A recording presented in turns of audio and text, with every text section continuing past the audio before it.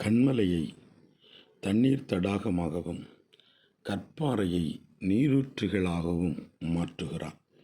சங்கீதம் 114:8.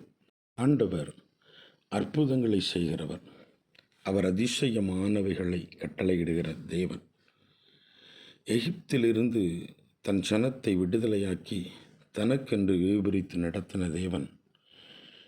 அவர்கள் தண்ணீர் தாகத்தினால் நாவறண்டு நின்றபோது அவர்களுடைய தேவைகளை பூர்த்தி பண்ணுவதற்காக கற்பாறையிலிருந்து தண்ணீரை கொண்டு வந்தார்.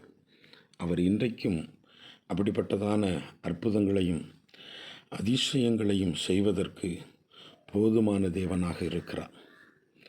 ஆண்டவராய் இயேசு கிறிஸ்து இஸ்ரவேல் ஜனத்தை எகிப்திலிருந்து தனக்காக வேவுபிரித்து கொண்டு வந்ததைப் போல உங்களையும் என்னையும் அவருக்காய் இந்த உலகத்திலிருந்து அவர் வேவுபிரித்து எடுத்தார்.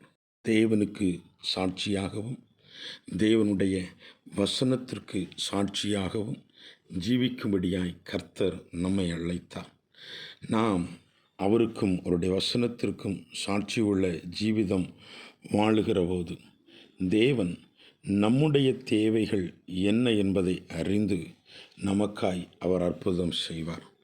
இன்றைக்கும் தேவ பிள்ளைகளை, அவர் தேவைகளை அறிந்து இஸ்ரவேல் ஜனத்திற்காய் கற்பாறையிலிருந்து தண்ணீரை கொண்டு வந்ததைப் போல உங்கள் ஒவ்வொருவருடைய தேவையும் அறிந்து உங்களுக்கான அற்புதத்தை அவர் செய்ய வல்லமை உள்ளவராக இருக்கிறார். அவர் தேவையை அறிந்து அற்புதம் செய்கிறவர். அந்த அற்புதம் இன்றைக்கும் உங்கள் வாழ்க்கையில் நடப்பதாக என்று சொல்லி ஆண்டவருடைய நல்ல நாமத்தினால் உங்களை வாழ்த்தி ஆசீர்வதிக்கிறேன். ஜெபிப்போமா? சர்வ வல்லமையும் சர்வ அதிகாரமும் படைத்த எங்கள் ஆண்டவரே, அற்புதங்களை நடப்பிக்கிறவரே, நீர் தெரிந்து கொண்ட தம்முடைய பிள்ளைகள் தேவை என்னதென்று அறிந்து கற்பாறையிலிருந்து தண்ணீரை கொண்டு வந்து அவருடைய தாகத்தை தீர்த்தவர் அல்லவோ. உம்மால் தெரிந்து கொள்ளப்பட்ட உம்முடைய பிள்ளைகள் உமக்கு முன்னதாக நிற்கிறோம். எங்கள் தேவைகளை கர்த்தர் அறிந்திருக்கிறேன். இன்றைக்கும் தம்முடைய பிள்ளைகளுடைய தேவைகள் எல்லாவற்றையும் என் ஆண்டவர் நிறைவேற்றி அவர்களை ஆசீர்வாதமாய் சமாதானமாய் நடத்துவதற்காக நன்றி செலுத்துகிறேன்.